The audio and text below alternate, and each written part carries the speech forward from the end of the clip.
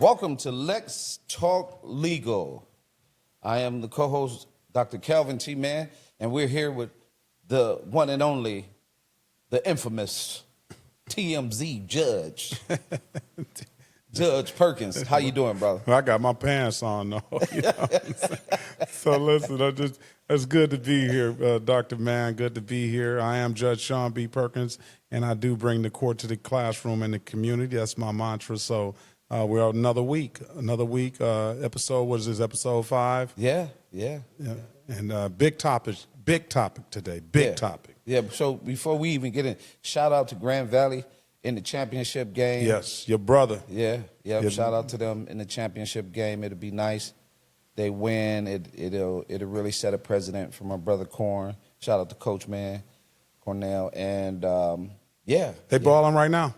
It should be second. The second half should probably started right now. Yeah, and we try to get you, and but we had to put the show on for the people. So we tried to let you watch half. You watched half of. He gonna win anyway, though. Yeah, that'll be awesome for him. It'll be awesome for our family, right? It's big, right? Because our family is a big basketball family. So today, Judge, we want to get into this conversation about expungements. Expungements. Yeah. That's huge. That's something that I mean, everybody knows somebody with some kind of conviction that could potentially be benefited from this. And again. The laws since 2021, I would say, the laws of expungements have changed drastically. Again, we talk about voting. Vote for the people who have your best interest. Vote for those people, because had we not had the administration in at that time, this probably wouldn't have been a reality. So expungements. So yeah, because they give out felonies like cookies. Oh yeah. Like free cell phones on the block. And before come get it. Before 2021, before whatever date that was, I believe it was 2021, before the expungement law changed, you could only get expunged one felony and up to 3 misdemeanors. So if you had more than one felony, you weren't qualified. Right. So that's another thing. What I noticed when I was a defense attorney is that they know how to prosecute cases and they know how to do those things. But we're gonna talk about expungements, what an expungement is, how you can benefit from it, and how you give people the information so that they can research it themselves. All the information that we're providing is on the Michigan Attorney General's website, right. And they can just go follow that. You don't have to have an attorney, but again, as I always stress, it's very, very important to associate yourself and make a relationship with a very good attorney. And in some of these things we're going to talk about, you'll see why. Well, good, because we know that this felony process, copping pleas to get a felony, right, when you don't have a lawyer, we know this has affected households, families, their incomes, community, which is, it really points you toward the system, right? You catch a felony, I catch you in an inappropriate situation, now I got you going to the system. So it's a system starter kit when I give you this first felony, right? We know that I know friends who've been battling for get expunges and things like that for things they really didn't do, but because they were young, didn't have lawyers, right? We copped a plea. I ended up, right? And a lot of those court reporter lawyers, they're going to do a lot of negotiations for you to take a plea, right? Yeah. So I think that's where they get their practice, really, is being a court appointed lawyer. So the first question is, what does it actually mean under the Michigan law? Okay, so an expungement is, so let's talk about terminology here, definitions here.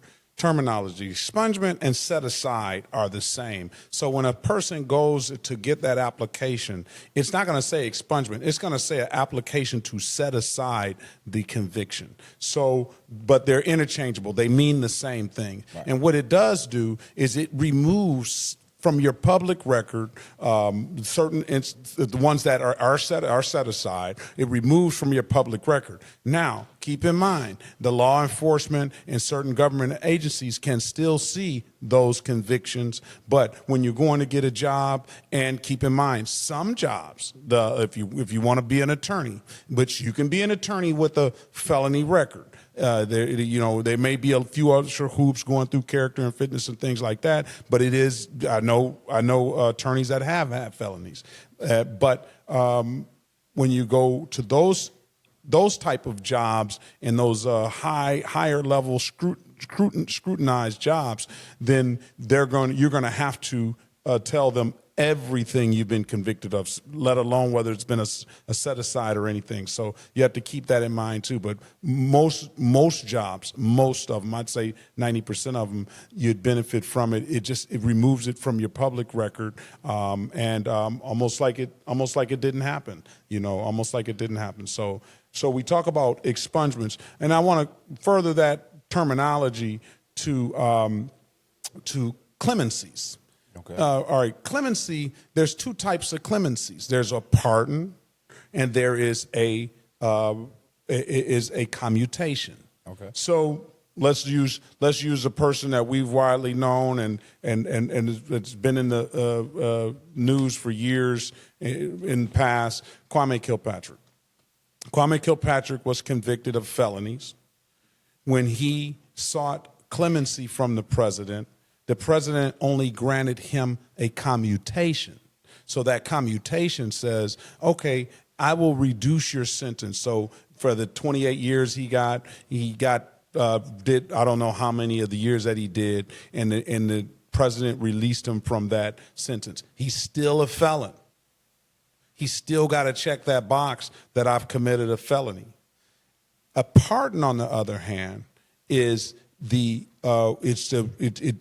relieves you and absolves you of all the crime, whatever fines and costs you have. So I know that Kwame went back to the president to ask him, and I guess what was told there was a promise that he would have gotten a pardon, but I don't think he ever got that pardon, and I don't know that conversation for sure. But I heard a conversation that was supposed to happen, or Kwame thought that was supposed to happen, but it didn't. It was supposed to, that was supposed to shift the voting and all that anyway. Right.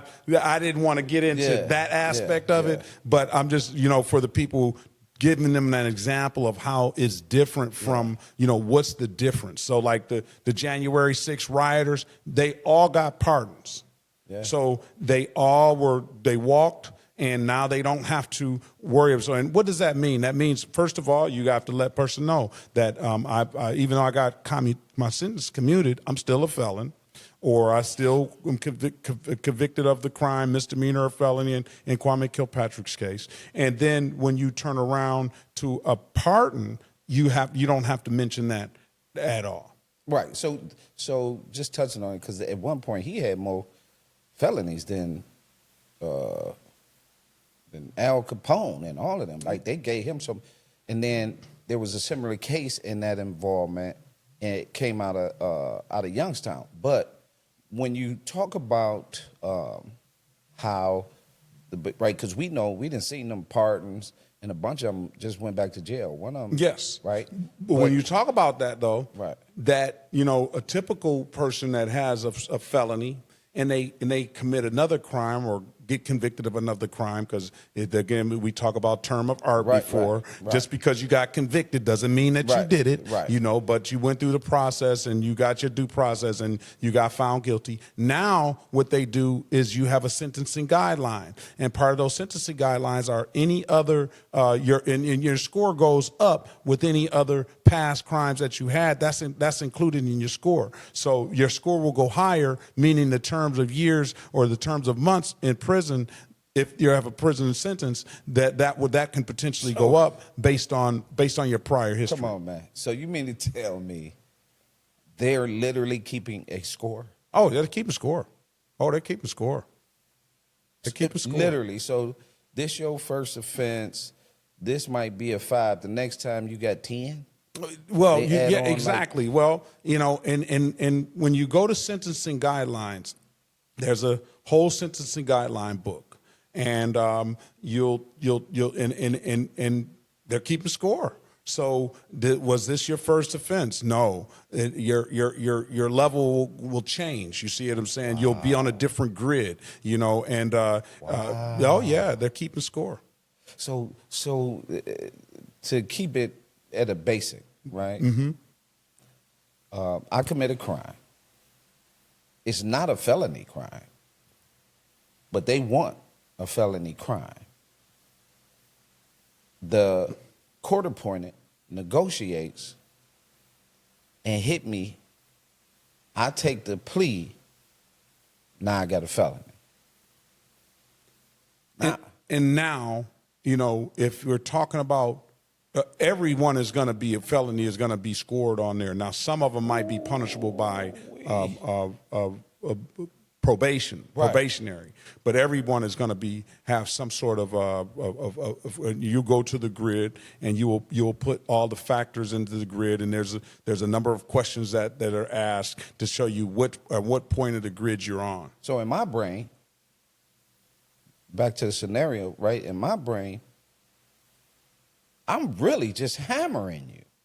The next time you have any run into after that felony, it adds to your score.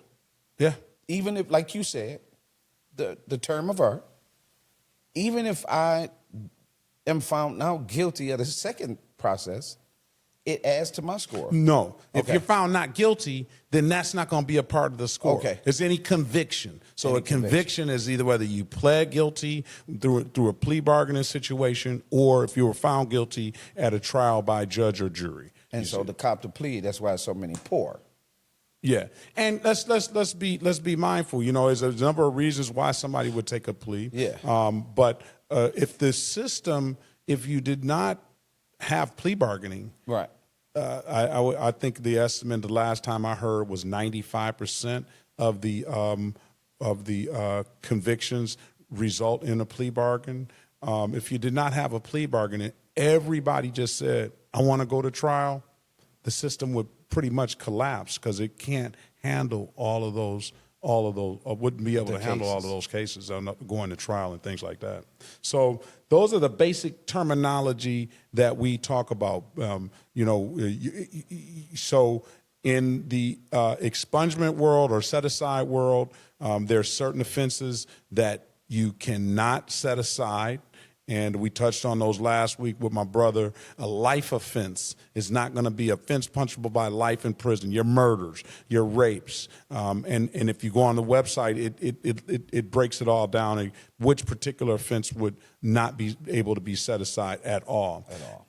Now, are you totally done then? No, you still have measures. Now, they may be extreme, but in the federal system, you would have to petition for a pardon or clemency through the president. Right. In a state case, when you've been convicted state, and that's your murders, then you you have to ask the governor for a clemency, and she can grant a clemency. Our governor Gretchen Whitmer has the ability to grant a clemency, and that's the power that the government has. So you're not done. Now, is that an extreme? That is an extreme thing, and can it happen? It can happen. Right. So that moves us right into the Michigan Clean State Law, right? Mm-hmm. How did that change in expungement opportunities for people in the state? The clean state? Like I say, it changed a whole lot. The umbrella just got so much bigger when they passed these new expungement and clean slate laws. First of all, the clean slate law. The clean slate law, you don't have to do an application on certain misdemeanors and certain felonies. You do not have to do an application. You just have to stay crime free or conviction free. Right. Because it was a school of thought. A school of thought says if you not right. if you don't talk, you just might walk. Right. But it do the ain't crime. yeah. Well, ain't shit illegal if you don't get Right. caught. You know what I'm Right, saying? right. But that's some people think that way. But you have to stay conviction free, and if you stay conviction free for a misdemeanor, and here's the difference between misdemeanors, and this is why we always say associate yourself with a good lawyer, right? You got some misdemeanors that are 93-day misdemeanors. And you have misdemeanors can be anything punishable by up to a year in prison. So you have some serious misdemeanors are up to a year in jail. I won't say prison because when you say prison, that means you're felony. That means you're in the felony. Right. But up to a year in jail. And then you have your 93-day misdemeanors. But then you have your misdemeanors that are less than 93 days. So, say for example, I haven't. This is just coming to my head right now, so I might not be able to give you an example of a particular crime. But say for an example, I get a misdemeanor, 93-day misdemeanor, Right. and sort of in the scheme of things, it's punishable by 93 days in jail and or $500 in fines. That's what in Michigan. That's what a 93-day misdemeanor will be punishable by. If I have a good lawyer and that lawyer knows his thing, he may be able to get you to plea to a misdemeanor, but it's an ordinance, but it's under a city ordinance. So now the punishment of 93 days goes down to 90 days in jail, and then the fine goes down a lot more. How does that apply to a expungement? Well, automatic expungement on less than 93-day misdemeanors, they'll automatically expunge, automatically be set aside. You don't have to do any application process. You don't have to do anything. All you have to do is stay conviction-free Right. for that year. And it's 7 years. You stay conviction-free, and it'll automatically purge itself from the system. On a 93-day misdemeanor, though, you can they're only going to give you 4 expungements or set-asides on an automatic expungement on a 93-day misdemeanor, and it's going to be the same 7 years, but it's only going to be 4. So, those are the little nuances on that. Felonies, it's got to be less than a 10-year felony, and it will automatically expunge after 10 years of being conviction-free. So that's how the automatic set-asides work. Now, if you don't qualify for automatic set aside, do you not qualify for an expungement at all? No, you still have the ability to qualify for an expungement if your crime is not and you have more than 2 assaultive crimes, or if your crime is not a life imprisonment. Okay. Crime. So, in other words, in layman's terms, my point. Although I come out, I still got this probation type time to remove it. So the felony is basically on probation until, or the process to it be expunged is basically, it's still in a probation state. Well, let me give you that's good that you brought up the probation terminology, because you're not on probation once you've completed your term. So, but that makes a difference in expungement world, though. Right. So when does the automatic expungement clock start? Right. The automatic expungement clock starts on a misdemeanor once the judgment of sentence is handed down. Okay. Once you've been sentenced, now it starts. So, whatever kind of probationary period that you have in between there, it doesn't count. But on a felony standpoint, whatever time you were released from incarceration or the judgment of sentence, and whichever time is longest. So pretty much, if you're just getting out of penitentiary, right, then your expungement time starts after that time. Right. You see what I'm saying? No, I kind of got that. Yeah. What I was saying was, in other words, they take that, and since that case had pending, right, expungement is a way that before it comes off, it basically puts that crime under a probation. I was using that as a way. No, I think you're looking at it like, if I'm understanding you correctly, The expungement, you're going to have to live with this being a felon. Exactly. For 10 years, 10 years. or 7 years, Right. or wherever the Which you mean statutory you got to time. go crime-free, really. Yes. Right. So in a sense, you still are kind of under a probationary Right. period I was just for saying expungement purposes. Right. I got you. Right. I follow. I was just saying only the felony that you have is going through its own probation period to be moved. Mm-hmm. That's the only way you can remove it, is it goes through those years, and now you remove that. There you go. Yeah. So when you're calling that sort of a probationary period, I feel where you're coming from there. Now let's talk about too that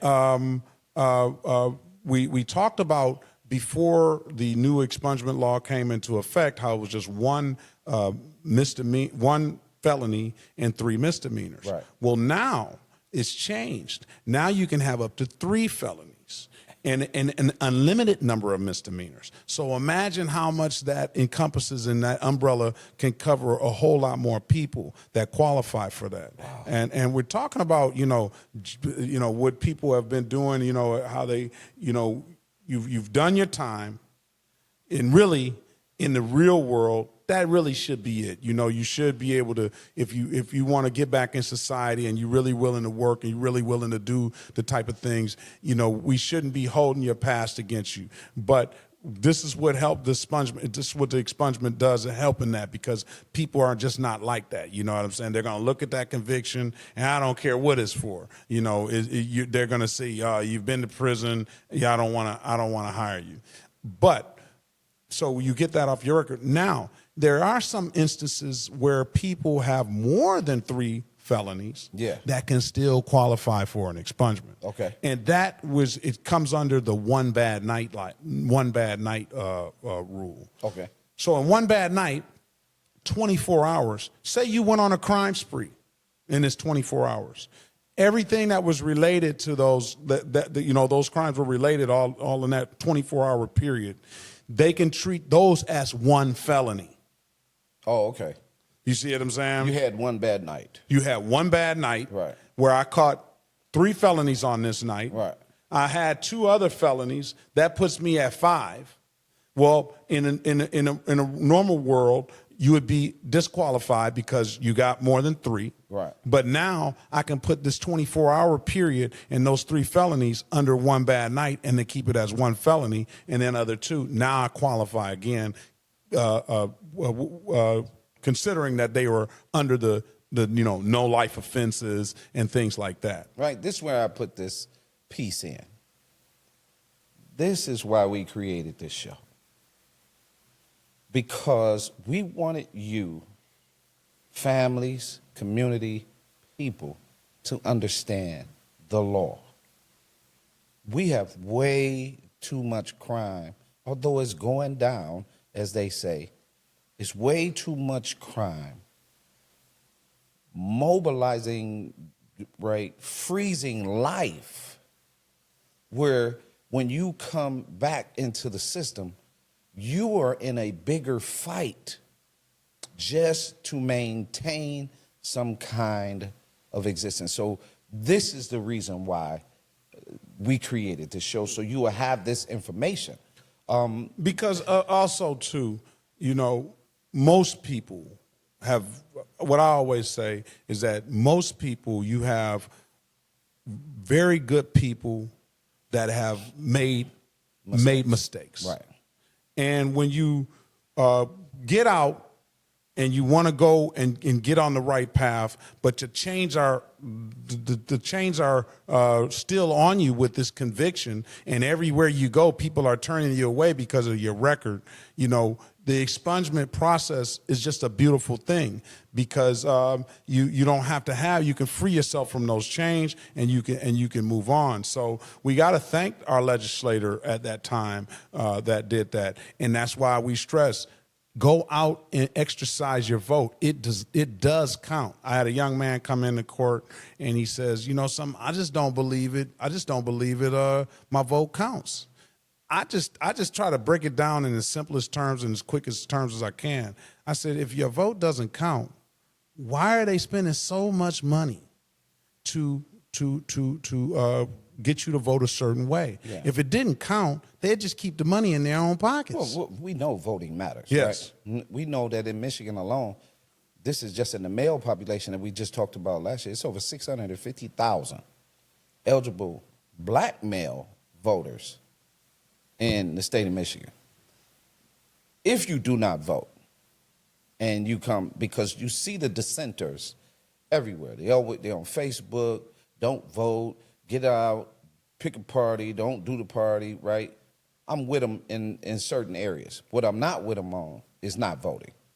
I've been voting since I was 18. I've been voting since I was 18, too. I know that I've gotten Yep. benefits from the system, right? I know the difference between each party and what I'm going to get from each party. You can't let people talk. You got to go read the information and to see where it benefits. Right. Or else, if you're just voting name recognition, don't have no information, you are putting yourself in a negative position, because even if you are elected, in my opinion, we elected you, but you came to the table with just popularity. Yeah. You didn't come to the table with a skill, right? A solution, right? You just came to the table. So now you at the table just talking. And it happens more often than not, too. Yeah. But it doesn't say just because I vote, my party's going to win either. Right. And let's be clear. It's nothing that I like about everything that everybody is doing. So we Right. talk about Democrat, Republican, we talk about those. No, I don't like everything about it. I think everybody needs some work on themselves, right? Right. But when I have to pick a party, I got to pick of what's going to be the most best interest for me in my family and my community. So I'm grateful that they got this expungement thing right. They had been Right. lobbying for years to expand it. It definitely need to be expanded, because 1 felony and 3 misdemeanors, so if you had 1 felony and 4 misdemeanors, then you wouldn't qualify for any expungement at all. And then the automatic set aside was not even thought of before then. So nothing was going to come off your record. When someone petitions the court for expungement, you're a judge. Yeah. What factors does a judge consider before even granting an expungement?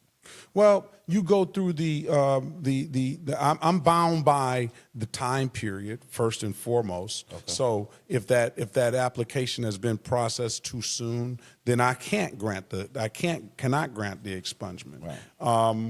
And in the past, I've done a lot of expungements for clients of my own. I was a criminal defense attorney, and in the past, you would have to, if I ruled against you and said that I would not grant you the expungement for whatever reason, I just didn't think, then you would be in a situation where you had to wait a certain number of years to even go back and petition. So it was always best if that individual saw that this particular judge was not going to grant the expungement, they would say, Judge, hey, I want to withdraw my application. And once you withdraw your application, now once the application is withdrawn, then I'm not bound by that extra time period. But to tell you what I would look for is I look for one. Now, pretty much, I'm going to do the best I can to grant it liberally, because if you waited the time period, you haven't gotten any other situations and things like that, then we're going to give it to you. Right. But also, you look for, what have you done after your conviction? What have you done for your community? And just staying out of trouble is not always, I didn't get in any trouble, Judge. Well, come on, you're supposed to not be getting in any trouble. Right. Have you done community service? What are you doing to repair the wrong in your community that you did? Because a crime is a crime. You can be a victim, an individual victim of a crime, or society as a victim of your crime. So if it's one of those societal things, what have you done to restore what you've torn down? So that's one of the major things I look for is what have you done in your community? Did you go to the homeless shelter and help the homeless, or did you go to the soup kitchen? Did you go to any individual thing to repair your? So those are the things I look for. But mainly, and as far as statutorily, you have to wait those statutory amounts of time. You can't come to a judge prematurely if you haven't waited your certain amount of time. And on the set aside for a misdemeanor, it would be like 3 or 5 year period. I think it's 3 year period. And on a felony, it's 5. You can find that out on the Michigan Attorney General's website, exactly the time period. But those are the things I'm looking for. Have you met the statutory requirements, and are you eligible? Are you exceeding the number of felonies that you have? Is your felony an assaultive offense? So those are things that will be denied. But pretty much, if you meet all of those criteria and you checked all of those boxes, you're going to get it. Doesn't matter how a person has lived since their conviction. Well, again, I would like to see somebody come in and say, Judge, you know something, I was wrong, and I went. So I've done community service. I've done everything I can to improve my community. You know, I even hand out community service as a sentence in lieu of fines and costs, because I believe, well, first and foremost, times are tough now. And people are going through a lot of financial straits. Right. And I know they're coming to me. When I see somebody coming in court, I don't care how many pages they have and how many allegations they have against them. The one thing that I sit back and after I look through all the allegations, I do say to myself, well, this person at least showed up, so he's taking it seriously now, or she's taking it seriously now, and they're trying to put this stuff behind them. Another impediment to those things are money. So what I do is I like to hand out community service, and it does 2 things. It does one thing for you as a defendant. You get most of your costs paid for through the work you've done in the community. Okay. It does something for the community, and I think for the individual himself or herself, it does something for them, because a lot of times you find people come back to you and say, Judge, I was glad you gave me the opportunity to community service. I'm going back, and this is a lot of times. I'm going back, or I've gotten a job out of that community service because they made the relationships. Because I always talk about fostering relationships with people, and a lot of times, not all the time, but they go out and they make those relationships, and some people go back and they do that along with rebuilding their community. So you touched on that, and there's one piece I want to interject in there. If you can explain, this is just a little sidebar. How many courts, well, just in your court, is there a law library inside of Wayne County? Is there a place that they can go and research cases inside of Wayne County? Not a criminal defendant, no. What you would do is you can go to the Wayne State University Library and do that. You can even go to the U of D library, which is downtown, and research cases. But now a lot of research is done on your phone.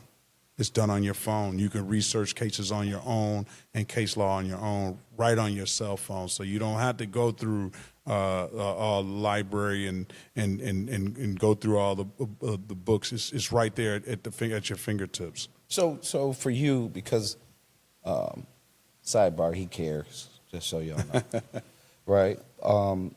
For you, from the bench, what does it mean to see someone come back years later after they rebuilt their life and tell you thank you? Well, that's the ultimate goal, right? It's me. I believe that God has all given us a gift and a talent, and it's beautiful to see, because I tell especially our young men and women, I tell them, you have something to offer this community. You have something to offer this community. You have value. And I think that a lot of individuals don't see that value in themselves, but you have value. So to have somebody come back, even with, like I say, it was one individual, I never saw him because he's an older guy, and he joins in by the phone. So he came in, and I'm looking at his driving record, and I said, Mr. Such and Such, you probably, have you ever gone to Secretary of State? I said, you might want to just go to Secretary of State and ask him for a driver's license. Well, in the meantime, he must have done that, because he calls back in, and I said, how's it going? He said, Judge, I love you, man, and I ain't never told no man that before. After I started laughing, I said, what happened? He says, ain't nobody ever helped me like that. You just told me to go to the Secretary of State, and I didn't do anything.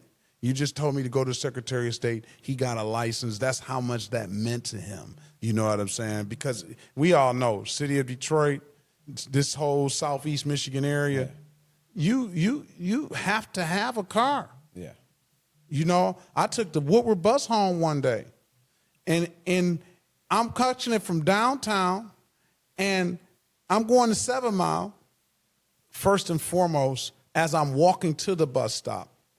You know how you are. You're looking to see if that bus passed. You know, you caught the bus before. Right. You're looking to see if that bus passed. And I'm looking, no bus passed. I stood at the bus stop for 45 minutes. 45 on a Woodward, the main thoroughfare through the city.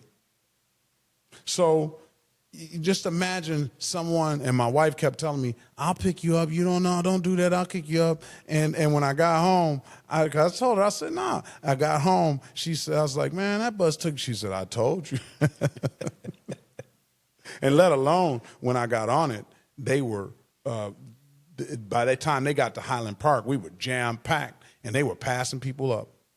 So that's the type of system that we've been having to deal with. So you have to have a car, and this is why we see so many people getting caught with driving while license suspended, no insurance, no registration, because they have to make a way, and the bus is not that great. Here's a solution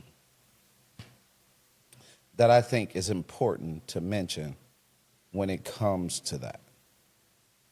I remember going through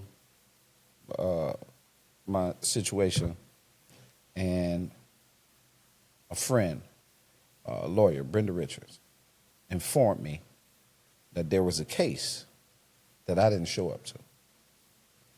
And so I went, and she helped me, right? So I remember going into the referee, and it was for my son, right? And, you know, I'm sitting there hot. I'm telling the judge what's going to happen. The judge looks at me and says, how you going to get now my daughter with me, how you going to get your daughter to school every day and you don't have a car, right? The amount of transportation that we do have access to now, not just the bus, the Lyft, the different things. So I was like, this is Detroit. My daughter gonna go to school every day. But you don't have a car. I said, you have bus, family, Lyft, and Uber. But I'm gonna say something, I'm gonna interject though. And this is my personal thing about Uber and Lyft. I'm going to say Uber and Lyft, and I'm looking straight into the camera on that, Uber and Lyft is probably one of the worst things that's happened to our community.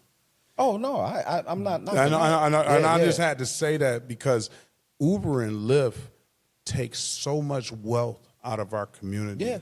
It is just unreal. First it started out, and I've never call it Uber myself, you know what I'm saying? Right. But Uber and Lyft take so much wealth, and I have individuals that come into my courtroom that say that they got fired because they couldn't afford their Uber and Lyft every day to get to. Well, I couldn't afford an Uber and Lyft every day to get to work. No, you can't. Look, in this situation, right? This was temporary. Yeah, I know. I mean, right? It was temporary, right? Because of the circumstances. But I was just throwing that in there, and it's not to be something that you do all the time. No, well, I know. I got you. I got you. Yeah, yeah. It's not to be something, right? But economically, right? When you look at that, and literacy wise, these things become the things that you become dependent on. Yeah. So your bus showing up late 25 minutes could very 45, and you're a judge, but the average person, it could be very well connected to their literacy. If what you don't know, same thing like you said, when the guy called in, he said, nobody ever told me. Yeah. Right? The told me aspect is what creates the lack of voting. Absolutely. Right? The lack of the knowledge. I mean, you think about a kid standing at the bus stop for 45 minutes. 45 the minutes. bus is supposed to come, and they're 45, and it's freezing cold outside. Yeah. What do? Do you stay there and just continue to wait, or do you go home till you can get some shelter? Yeah. That's what you're talking about, the literacy aspect. Yeah, the literacy piece is so, yeah. It plays into everything, including where you putting your money, right? Absolutely. And where you spend your money. And so that part is what I wanted to inject. So here's one. What is the biggest misconception people have about expungements? Well, I would think that one of the big misconceptions is that they think that everything is going to be able to be set aside, and it's not. You know, we talked about that. Your capital offenses, your life offenses, there's not going to be set aside. Those will have to be, if you want to get those off your record, then you have to go through the governor, and you have to petition the governor to get those off your record. There is a legal nuance, and I've never seen it as a judge. I researched this as an attorney, and I didn't have the opportunity of using it, but it's called non pro tunc. Non pro tunc. That sounds like a whole language. That's Latin, and that would be, so say for example, I got an armed robbery. Armed robbery is not expungible, and the likelihood of me going to the governor is probably not likely, or I might try to use the non pro tunc ahead of time. And I want to convince the judge of what is it basically saying for now as it was then, or whatever, however it translates, then for now. I want to ask the judge, listen, I've done all of these things. This was a situation in my life that I want to that putting behind me. I've rebuilt my community. I've changed. I've done all those things. I've gone 10, 15 years without a conviction. Can you change this and resentence me to just an unarmed, or just a larceny or a robbery instead of an armed robbery? Mm-hmm. That's changing it from a life offense to a non-life offense. Mm. And if you can convince the judge to do that, now you can turn around, and he changes that judgment of sentence. Right. Now you can turn around, and now you're eligible for an expungement. So those are the type of things you're really going to have a sharp, keen lawyer to do and figure out for you. But there are ways. So it's not all about giving up. And again, I despise the people, and I guess I shouldn't say that, but it's hurtful to see people come in my court and say, I just want to get it over with. I just want to get it over with. And they're just ready to plead to anything. I just want to get it over with. That's dangerous. That's dangerous. Yeah. But that person that has that life offense, that wants to get that expungement, and they've gone through those, I think that they would try to go through the steps, no matter how difficult it may be, to try to see if they can make themselves eligible at. So non pro tunc will change that from what you did then, and and change that armed robbery to an unarmed robbery, now you're eligible for an expungement. Or if you can't get that, then you have to go to the governor. Another thing is, a lot of things people don't know is that this is the first time that convictions under the traffic code are expungible.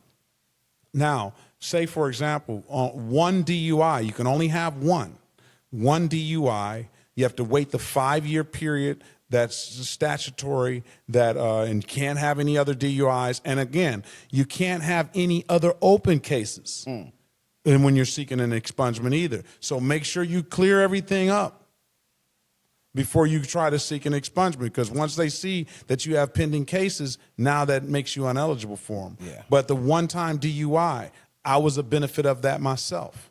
Back when I was young, in 1997, I got a DUI and never got another one. As a matter of fact, I've been clean and sober since September 18th, 2007.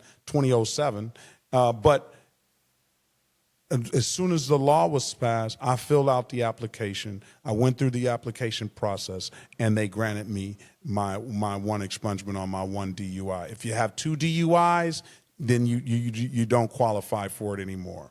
But there's also, there was no setting aside anything in the vehicle code. And the reason for that was they want to know what your vehicle record looks like. You see what I'm saying? Right. What type of driver you are. Now you can set aside certain things under the vehicle code, but keep in mind, it will not necessarily change the way the Secretary of State views those as far as points and things like that are concerned.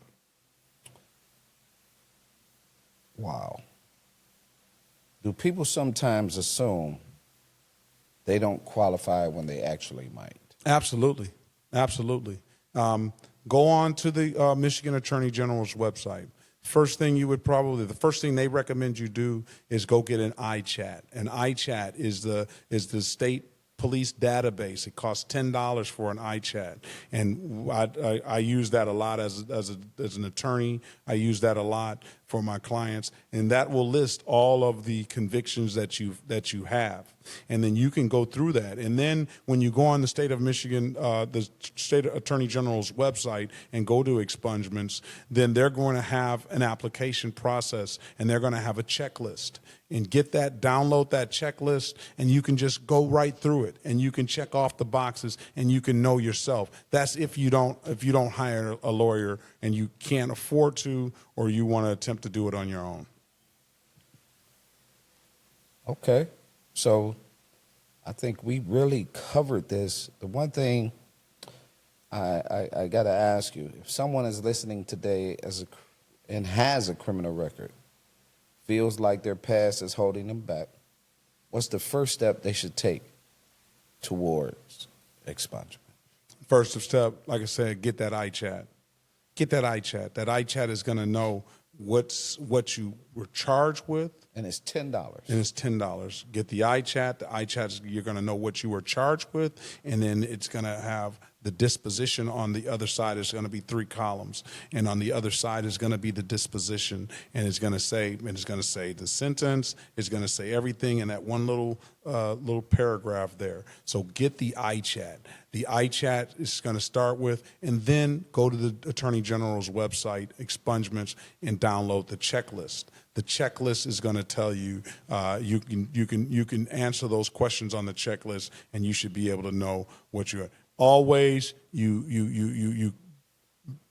you don't have the ability to do all those things, you need to hire yourself an attorney. An attorney should be able to go through those things with you and make that determination. So those are the steps I would say. Also, on the application to set aside. The application to set aside, when you go print that out, I think that's MC 227. 227 application to set aside. It's going to have the application right there, and it's going to give you some extra pages there or on the back of that, and it's going to give you steps. Step 1, Step 2, step 3, you're going to have to get a fingerprint. You can get Detroit residents, or and maybe anyone can go to the Detroit Police Department on the boulevard and lodge, and they can pay for a print card.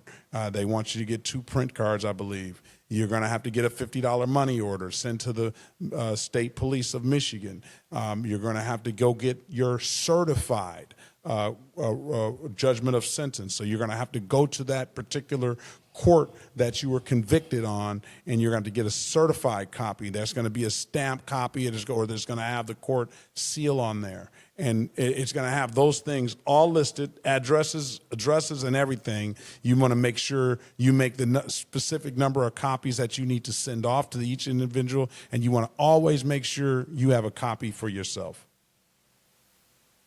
But that's on the application itself. Is going to have each step that you have to go through to get that set aside, to apply for it. So what I'm hearing is that the law recognizes people can grow beyond their past mistakes. Well, that's again. We thankfully at that time we had that particular legislature in there, and they recognize that, you know, we are holding good people back out of the workforce. We are holding good people back and with these convictions that they are good people, and we'll give them a second chance. And they did that. So that's why I can't stress the importance of voting. It makes a difference. It counts. I also, you know, my phrase, you don't talk, you just might walk. That might get you to not have a misdemeanor or felony at all. You know, it goes a long way to a lawyer that's trying to defend you. But also, you know, you have to. They've recognized that these things and the umbrella is Right. a lot bigger Right. for people who have had convictions in the past and are looking to put that stuff behind them. You know, that's funny. That's huge. But what you're saying, I was just thinking as we're wrapping up. I was just thinking how I've heard so many brothers and men talk about running, chasing, trying to get expungement, and, you know, pointing them in the direction is huge. Yeah. But I can point you. I can share this information with you. But at some point, you got to do the work. You got to do the work. You got to do the work. You got to do the work. A good friend of mine, lifelong friend, he had some convictions, and I pointed him in the right direction, and he did the work. Now, again, but you know, some people in that legal context are afraid. They don't want to make a mistake. They also have expungement seminars, and I've been a part of a lot of those expungement seminars. Mm-hmm. Maybe some of our guests that are watching may see me in the future at them, because I always participate when I can to go help out the seminar. But on the website, Attorney General website, they have seminars, and they have them dates. I think when I saw it last, a lot of them were there was 3 dates up there. They were for the west side of the state, but they're going to have a seminar over here in Southeast Michigan area, and just keep your eyes peeled to the Attorney General website, Expungements, and they'll have dates where they basically walk you through the whole process. They have the application. They have everything right there. Okay. So Judge, that brings us to this last question, right? This is our 5th segment. So everybody like to do big celebrations in 5s. Mm-hmm. You know, when I turned 5, it was a big celebration. Right. When I turned 10, it was a big celebration. So far in the 5 episodes, what does this really mean to you to bring law to the people? Well, it's like I say, when we first started, I didn't have lawyers in my family. My brother and I were the first lawyers out of our family. I did have a mother and father, though, that were very astute and on top of things, and that's where we got most of our game from. You know what I'm saying? Right. My father always said he got more game than he can proclaim. Right. So he passed that down to me. Right. But keeping it real, it just we didn't have these conversations. We didn't have these conversations at the dinner table. We didn't have the conversations about gun that was, matter of fact, that last episode. Oh, it's banging. It was banging, and people got a lot of information. I think they're so waiting. Many people from all over the country. Yes, chime in, and they're still chiming in. And they, I would like them to ask questions. Though we're trying to get them to ask questions. We want our audience to drive the next segments and the future segments, because we're trying to give you and pass the legal information on to the audience, and ask questions, comments. Is something you'd like, don't like. We got some tough skin, so we can take all criticism, and we want sponsors. We want sponsors to be able to come in and help us out. We want other legal professionals. We're looking for the top legal professionals to come in, like my brother came in, and that was off the chain. Now, you know who I want to see? Who is that? And I want to talk rapes with Kim Worthy. Oh man, prosecutor. I really want to have that conversation, so I'm going to try to reach out, because I would love to have that, because it has to have that conversation around the laws and things like that. That'd be huge to get Kim Worthy on. That would be huge. But that's what it's done. So I'm happy. I hope this is a time where people are looking out for our episodes. Matter of fact, you can follow me, Judge Perkins 313, on Instagram. You find Let's Talk Legal on YouTube. We want you to subscribe. It's going to drop every Tuesday at 7 p.m. Episode 5 coming at you. So send your comments and let us know. We want you to help drive the next talk. But yeah. That's I think is awesome. I thought we're getting back good replies and good feedback, and I hope that the people are taking the information and don't use this as legal information. Don't use this as you need to go do your own research. Yeah. But the information is out there, and for the people that do have the ability to do it. But if the people that don't have the ability to do it, you need to hire yourself an attorney, because in the expungement world, the umbrella got so much bigger. Well, that'll call it quits. Before we call it quits, what though. You need me to do? We talk about that jacket you have on there. Now, I think he's wearing it for two reasons. I think I don't know which one will be first or second. But I know the Pistons are on fire, even though they lost the last 4 games here. I know they're on fire.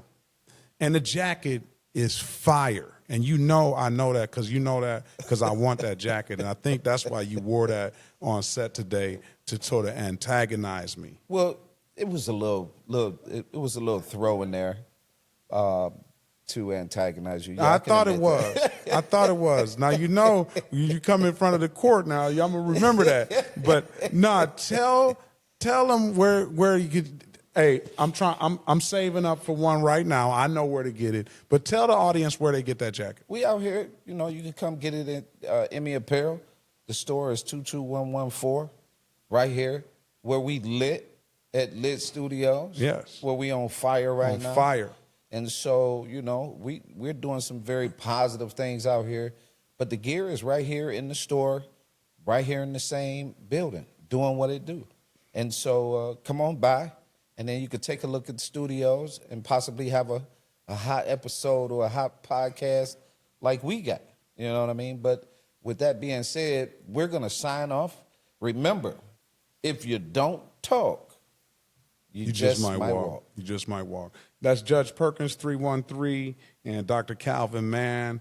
Come check us out. Let's Talk Legal. YouTube TV. Subscribe. Leave comments. And 7 o'clock on Tuesday. Banging. Peace. Peace.